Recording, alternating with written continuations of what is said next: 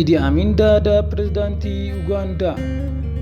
Bara 1971 Jeneraal Idi Amin Dada mootummaa bulchiinsa Ugaandaa ta'uudhaan kan filatame yoo ta'u, humna isaa 30,000 ol tilmaamaniin mootummaa adda addaa lammiilee kan duguugedha.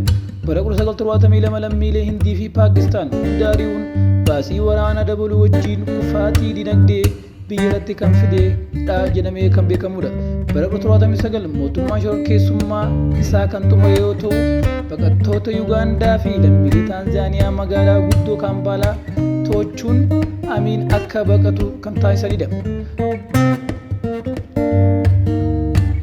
Yakka fokkisaa raawwateef seeratti kan hin dhiyaanne Amiin umrii isaa guutuu biyya Suudi Arabiyaa jiraachuudhaan kan achumatti du'e ta'a.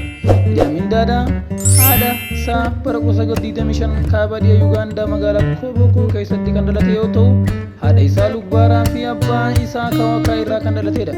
Bara 1946tti barnoota bu'uuraa qofa erga argateen booda Amiin raayyaa ittisa waraanaa Ingiliz kan ta'e King Africa Rifle kan jedhamuun makamee sadarkaadhaan gara jeneraalota arguudate.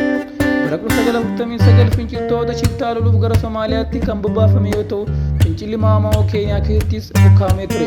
Ingilizoonni waliin lolaan kan turan bara 1959tti sadarkaa ofeendii kan loltuu gurraacha Afrikaa Tarakaa keessatti kan argamu sadarkaa olaanaan kan argate yoo ta'u, bara 1966 humna waraanaa ta'ee muudame. Amiin erga aangoo qabatee booda gosoota kiristaanota obboloota amannoo turan kanaaf akka balaatti kan fudhataman Achoolii fi Laangoo jechuun gosoota amantaa biyya isaanii kan argaman yoo ta'u, akkasumas humna nageenya keessaa adda addaa sirna gurmeessummaa kan biiroo qorannaa naannoo kan hundeessita. Bara 1972tti Amiin uummata Eeshiyaa Ugaandaa kan lakkoofsisaa 50,000 ol kan lakkaa'aman yoo ta'u, bu'aan isaas dinagdee ishee kufee sababii isaan oomisha qonnaa fi dinagdee qabeenya barbaachisaa isaan deeggaru malee yaadni kan biyya adeemta. Haa ta'u malee Idi Amin Dadaan Ingilizoota biyya isaanii jiraatan balaa Ingilizoonni amata hedduudhaan dura geessite isinis kota laalaa jechuudhaan imbaasii Ingiliz dhaqee hojjettoota isaanii fiduudhaan akka gabraatti isaan kana baadhatanii akka deeman fi akka isaan taa'ee ilaalee itti koflu kan godhaa turedha.